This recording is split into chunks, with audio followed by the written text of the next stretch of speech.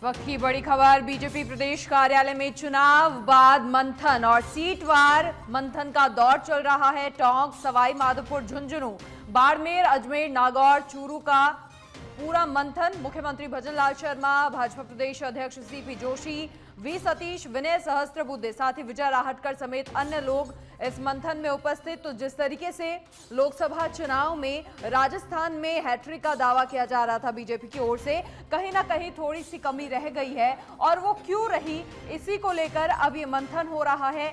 अहम कहीं ना कहीं ये 2 दिन हैं जिनमें जो कमियां रही हैं उन पर मंथन हो रहा है। तमाम वरिष्ठ नेता बैठक में मौजूद। तो अधिक जानकारी के लिए विशेष संवाददाता लाल सिंह फौजदार फिलहाल हमारे साथ जुड़ चुके हैं। लाल सिंह, क्या कुछ पूरी जानकारी है? देखिए, कहीं ना कहीं ये बहुत ही अहम बैठक मानी जा रही है, क्योंकि जिस तरीके से लगातार हैट्रिक का दावा बीजेपी की ओर से किया जा रहा था, कोई चूक रह गई, कहीं ना कहीं कुछ कमियां रह गई। कौन कौन वहां पर मौजूद है और क्या वहां से जानकारी फिलहाल?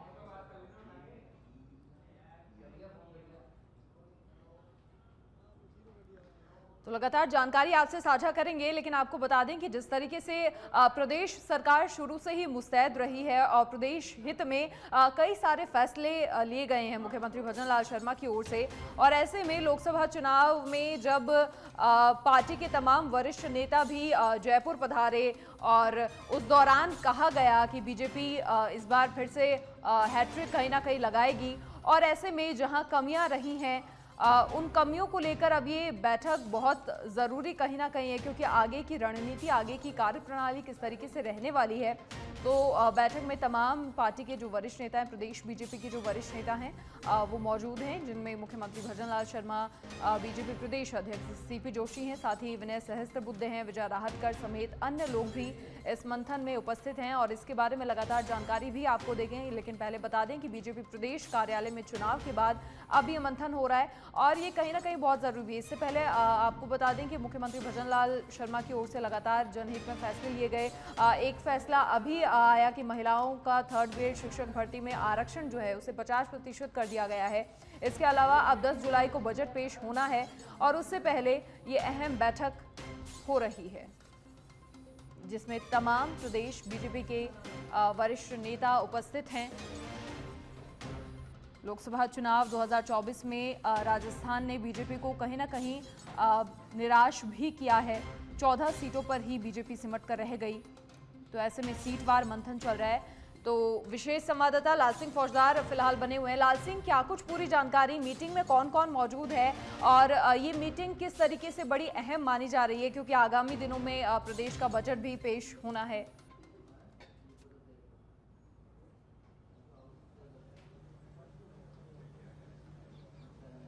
देखिए मनीषा, बिल्कुल ये मीटिंग इस लिहाज से अहम है क्योंकि इसमें तमाम उन सीटों की समीक्षा हो रही है, हार का मंथन हो रहा है। जिन 11 सीटों पर पार्टी को हार का सामना करना पड़ा, आखिर क्या वजह रही, क्योंकि लगातार पार्टी ये दावा कर रही थी कि एक बार फिर 25 की 25 सीटें भारतीय जनता पार्टी जीतेगी, क्लीन स्वीप करेगी, जिस तरह 2014 और 2019 में जीती थी।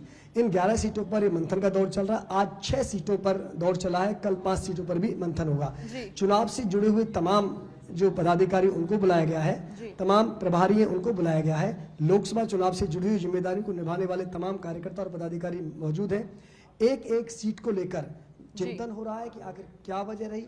विधानसभा जो आती है एक लोकसभा क्षेत्र में, विधानसभा वार भी इस पर चर्चा की जा रही है। इसके साथ ही वो तमाम लोकसभा को लेकर कारण, यानी कि एक पर्टिकुलर लोकसभा क्षेत्र को लेकर अगर कुछ कारण इस समय ध्यान में आए हैं, या लगातार सोशल मीडिया पर जिक्र हो रहा है, या फिर कार्यकर्ताओं के जरिए फीडबैक मिला है, या फिर मीडिया के जरिए अगर कुछ तस्वीर निकल कर आई है कि एक वजह हो सकती है कि एक लोकसभा सीट को आपको हारने की ये वजह है, उस पर भी चर्चा हो रही है। और इसके बाद चूंकि वजह साफ है, आप अगर हार का मंथन नहीं करेंगे, हार का चिंतन नहीं करेंगे मनीषा, तो आगे सुधार कैसे करेंगे?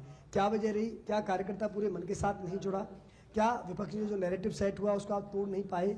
हर लोकसभा में अलग अलग तस्वीर सामने आई है। कई जगह ये देखने को मिला है कि एक लोकसभा का प्रभाव अन्य लोकसभा पर भी पड़ा है अगर कोई निर्णय गलत लिया गया है। क्योंकि धीरे धीरे आपने देखा होगा कि ये चुनाव कहीं ना कहीं जातिवाद की तरफ बढ़ा, जैसा कि विपक्ष चाहता था, उसका मकसद ये पूरा होता हुआ नजर आ रहा है। और यही वजह है कि पार्टी जो लगातार चाहती थी कि राष्ट्रीय मुद्दों पर चुनाव लड़ा जाए, पार्टी चाहती थी कि मोदी के फेस पर चुनाव लड़ा जाए, पार्टी चाहती थी कि जो 25-25 सीटें हम लाएं विकास के दम पर चुनाव लड़ा जाए, हिंदुत्व के दम पर चुनाव लड़ा जाए, राम की जो लहर थी उसका असर देखने को मिले, विकास की वो बातें कर रहे थे। लेकिन इसके बावजूद भी विपक्ष का एक नैरेटिव लगातार जो सेट हुआ कि संविधान को खतरा है, SC ST आरक्षण खतरा है, वो आप तोड़ नहीं पाए। इसके साथ ही खासकर मैं जिन सीटों का जिक्र करूं जिन पर समीक्षा हुई है, चूरू, सीकर, झुंझुनू, नागौर, इन पर क्या देखने को मिला कि कहीं ना कहीं यहाँ एक जाति विशेष आपके खिलाफ लामबंद होती चली गई। राहुल कसवा के टिकट का काटने का असर न केवल चूरू में हुआ, सीकर में हुआ, झुंझुनू में हुआ, श्रीगंगानगर में हुआ, तो पूरी तरह से विपक्ष लामबंद होता चला गया, उन जातियों को अपने खेमे में लाने में सफल हुआ जो जातियां आपके खिलाफ थी या जो आपके साथ थी और टूटकर विपक्ष के खेमे में चली गई। तो नैरेटिव को नहीं मिटा पाना, आप अपने मुद्दों पर सही तरह से जनता के बीच डिलीवरी नहीं कर पाना, हिंदुत्व का मुद्दा जरूर काम कर रहा था लेकिन आप जातियों को जोड़ नहीं पाए। और कई जगह इस तरह की तस्वीर देखने को मिली कि 35-1 तक का नारा दिया गया जो वाकई आपके जो हिंदुत्व के दर्शन के एकदम खिलाफ काम करता है। और उसका असर ये हुआ कि आपने 7 सीटों को केवल इस वजह से गंवा दिया कि आप उन जातियों को अपने पाले में नहीं रख पाए। 2014 और 2019 में जो तमाम जातियां, OBC वोट बैंक जो आपके पक्ष में आया, SC वोट बैंक जो आपके पक्ष में आया, जनरल वोट आपके साथ जरूर कमिटमेंट रहा लेकिन OBC का काफी हद तक वोट बैंक आपसे टूटा, SC ST आपसे छिटक गए, संविधान खतरे में। इसकी वजह से एक नैरेटिव जो सेट हुआ उसका आप रोक नहीं पाए और ये तमाम जो वजह बनी हार की। खैर इनको चिंतन हो रहा, मंथन हो रहा है, व्यक्ति विशेष की क्या भूमिका हो सकती है, क्योंकि जैसा मैंने पहले कहा था मनीषा कि इस चुनाव में एक चीज और देखने को मिली, जब हम जिस दिन मतदान हो रहा था उस दिन लगातार हम बूथों पर जा रहे थे तो पार्टी भाजपा जो जानी जाती है अपने संगठन के लिए, पार्टी जो जानी जाती है अपने कोर संगठन के लिए, पार्टी जो जानी जाती है अपनी जमीनी धरातल पर किस तरह एक पन्ना प्रमुख का दर्शन आपने हिंदुस्तान की सियासत में दिया,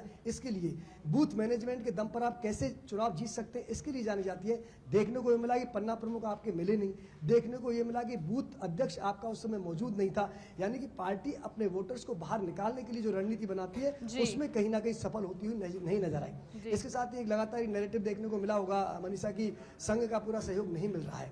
हालांकि इस पे कोई आधिकारिक टिप्पणी दोनों तरफ से नहीं आई है लेकिन आज भी उसको लेकर गाहे बगाहे चर्चा हो रही है। तो क्या संघ के स्वयंसेवक ने आपका पूरी तरह से साथ नहीं दिया? क्या संघ का स्वयंसेवक जो आपके लिए वोट लाता था, आपके वोटर को लाता था मतदान केंद्र तक, वो नहीं लाया? खैर ये तमाम विषयों पर चर्चा हो रही है लेकिन इस हार और चिंतन के बाद क्या अमृत निकलेगा, क्या सुधार होगा? क्योंकि आने वाले दिनों में 5 विधानसभा उपचुनाव में आपको उतरना है, इसके साथ ही नगर निकाय के चुनाव में आपको उतरना है और साथ ही सबसे बड़ा जो चुनाव होगा वो होगा गांव की जब सरकार चुनी जाएगी, पंचायती राज का चुनाव होगा, वो रण बेहद रोचक होने वाला है क्योंकि कहीं ना कहीं आपका जनाधार खिसका है ग्रामीण इलाकों से। तो क्या वापस आप ग्रामीण इलाकों के जनाधार को अपने पास ला पाओगे?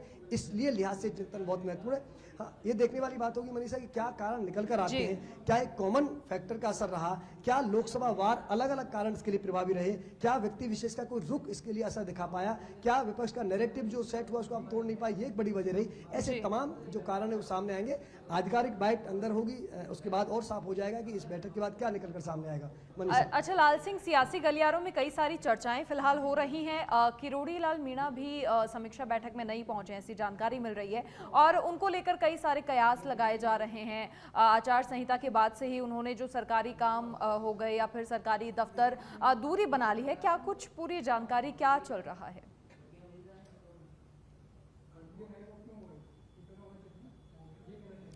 देखिए मनीषा, विधानसभा चुनाव के बाद ही वो लगभग अलग राह अपना चुके थे और पार्टी को इसका शायद एहसास था या नहीं था, ये अलग बात है। क्योंकि आपने देखा वो जब मंत्रियों के विभागों का बंटवारा हुआ और जिस तरह किरोड़ीलाल विभाग को जो विभाग मिलना चाहिए था वो नहीं मिला और जो विभाग दिया वो भी आधा अधूरा दिया, तो उसका कहीं ना कहीं उनको मलाल था।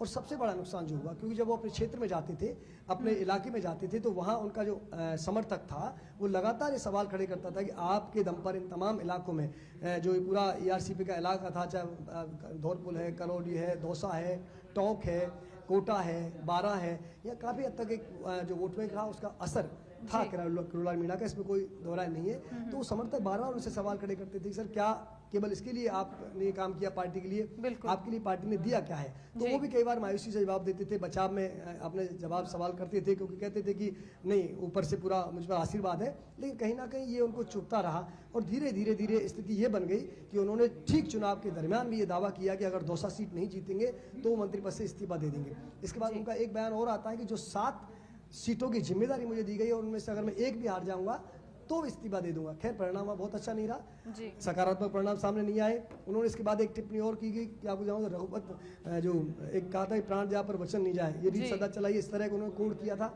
तो सवाल ये है कि लगातार पार्टी क्या उनको मनाने का प्रयास नहीं किया, क्या एक आपस में कनेक्टिविटी का अभाव रहा, क्या संवाद का अभाव रहा, क्या इतने बड़े नेता को पार्टी सही मायनों में जोड़ने में सफल नहीं रही। तो कहीं ना कहीं एक लैकुना है, देखने को मिल रहा है। अब चूंकि इस मीटिंग में कितनी चर्चा होगी अलग बात है, लेकिन वो नहीं आए।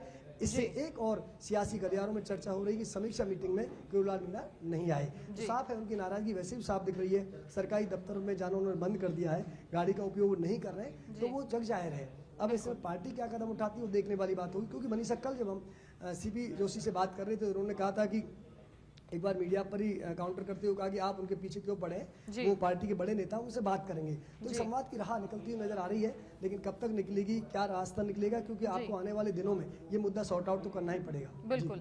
लाल सिंह, देखिए प्रचार के दौरान भी एक चीज हमने देखी थी, जब बड़े नेता खुद प्रधानमंत्री नरेंद्र मोदी भी प्रदेश में पधारे थे और लगातार प्रचार प्रसार कर रहे थे, प्रदेश को लेकर कहीं ना कहीं कॉन्फिडेंट थे कि यहाँ से तो सभी सीटें आनी ही आनी है। लेकिन कहीं ना कहीं कुछ लोगों के टिकट काटे गए, फिर कांग्रेस से जीत दर्ज कर ली। तो ये जो कमियां हैं, रूट स्तर पर क्या कुछ सुधारने के प्रयास किए जा रहे हैं, क्या कहा जा रहा है नेताओं की ओर से? देखिए मनीषा, सवाल राजस्थान का नहीं है। आप इस चुनाव का एनालिसिस करेंगे तो आप पाएंगे कि वो जो उत्तर पट्टी थी, जो हिंदी पट्टी जिसको हम कहते हैं, चाहे उसमें आप उत्तर प्रदेश ले लीजिए, राजस्थान ले लीजिए, बिहार ले लीजिए, ये तमाम जो राज्य हैं जहां पार्टी को आशा से बहुत अधिक नुकसान उठाना पड़ा। उत्तर प्रदेश से सबसे बड़ा झटका पार्टी को लगा, राजस्थान से ये उम्मीद नहीं थी, क्योंकि 2 बार की रिपोर्ट भी जो पार्टी को भेजी गई, प्रदेश नेतृत्व ने पार्टी को रिपोर्ट भेजी, तो उनका ये आकलन था कि हम 25 से 25 जीतेंगे। इसके बावजूद भी अगर कुछ सीटों पर कम ज्यादा हो सकता है, 2 या 3 सीटें लूज कर सकते हैं। ये आकलन पार्टी को नहीं था, बिल्कुल भी संगठन को नहीं था, मौजूदा सरकार को नहीं था कि आप 11 सीटें हार रहे हैं। उत्तर प्रदेश में बड़ा झटका लगा, वहां भी इस तरह की उम्मीद नहीं थी। इसके साथ ही महाराष्ट्र में बड़ा नुकसान आपको उठाना पड़ा, पश्चिम बंगाल में आपको नुकसान उठाना पड़ा, कर्नाटक में आप आशा के अनुरूप प्रदर्शन नहीं कर पाए। आप देखिए रणनीति कहाँ पार्टी कारगर रही। अगर ये नुकसान की भरपाई हुई तो दक्षिण के राज्यों से हुई, वहां जाकर, लेकिन भरपाई उतनी नहीं हो पाई जितना नुकसान हुआ। और यही वजह रही कि भाजपा 300 का जो 272 का जो जादुई आंकड़ा है उसके पास भी नहीं पहुंच पाई। जो दावे थे 400 पार के, बीजेपी के 370, एनडीए के 400, तो ये तमाम हर जगह इसका अलग अलग रिजल्ट रहा। लेकिन क्या है मनीषा, चूंकि अगर हम ये कहें कि केवल एक इफेक्ट इस चुनाव में काम किया है, वो भी सही नहीं है। अगर ऐसा होता तो गुजरात से आप सारी सीटें एक के अलावा क्यों जीतते, हिमाचल में आप सारी सीटें क्यों जीतते, दिल्ली में आप लगातार तीसरी बार सारी सीटें क्यों जीतते। ये जो, क्योंकि अलग अलग राज्यों का रिजल्ट, अलग अलग क्षेत्रों का रिजल्ट, और राजस्थान में आपके अलग अलग लोकसभा वार जो रिजल्ट आया है, वो कहीं ना कहीं बता रहा है कि स्थानीय मुद्दे, जातीय समीकरण, विपक्ष का नैरेटिव, ये जहां हावी हुए, जिस तरह के समीकरण बने, उसकी वजह से आपको ये परिणाम देखना पड़ा।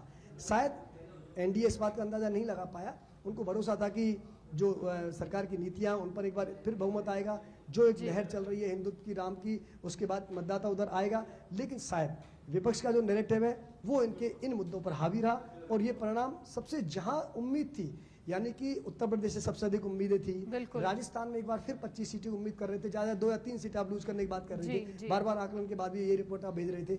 इसके बाद महाराष्ट्र में आपको इतने नुकसान की उम्मीद आशंका नहीं थी, लेकिन आपने महाराष्ट्र में नुकसान हुआ, आपको कर्नाटक में नुकसान हुआ, आपको राजस्थान में नुकसान हुआ, आपको उत्तर प्रदेश में नुकसान हुआ। जहां नुकसान हुआ, जहां आप पूरी उम्मीद कर रहे थे, और यही वजह शायद थी कि आप 400 पार के नारे की बात कर रहे थे, क्योंकि पार्टी जानती थी कि इस बार जो दक्षिण में काम किया है उसका फायदा मिलेगा, और फायदा पार्टी को मिला।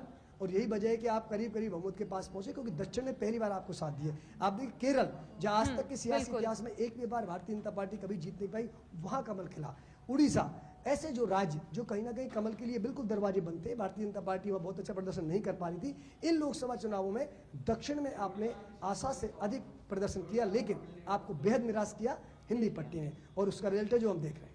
जी, चलिए लाल सिंह, बहुत शुक्रिया फिलहाल तमाम जानकारी साझा करने के लिए आपका। तो आपको बता दें कि लगातार मंथन हो रहा है, जो सीटें कहीं ना कहीं गंवाई हैं बीजेपी ने, और लगातार कॉन्फिडेंट बीजेपी थी कि ये सीटें जरूर आनी है। तो अब बीजेपी प्रदेश कार्यालय में चुनाव के बाद ये मंथन हो रहा है। खुद सीपी जोशी ने कह दिया था कि चुनाव के जो परिणाम है वो आशा अनुरूप नहीं आए, इसलिए मंथन तो आवश्यक है।